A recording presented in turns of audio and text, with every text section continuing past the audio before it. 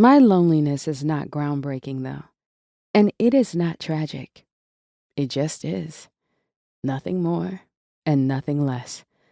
I don't expect it to be important to anyone other than myself, but I write about it anyway.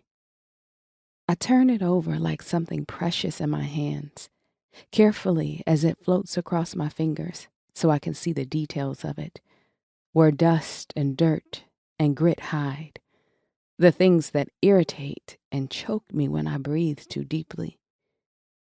My loneliness is deep. It's oddly comforting because I know what to expect. It's like a light switch, sudden and complete when it rears its head. My body starts to wind down and my mind disengages. Loneliness and isolation have been a slow build of contentment over the years before the sudden revelation of how the two are really disconnect disguised as choice. How between parents, a sibling, family, and friends is always the fear that I will die alone, that no one will remember me. Sometime before Christmas in 2003, London was headed toward the new year when Joyce Carol Vincent died in front of the television. She wasn't found until January 2006. At the time of her passing, she was 38. I had just turned 25. A set of coveted ages right in the middle of all the world is made for. I can only imagine we were a marketer's dream.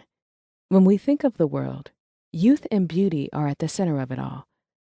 As time moves forward, the distance between importance and ourselves grows wider, though. But in the waning days of 2003, Joyce and I were insulated in my youth and her beauty, important if only for those reasons.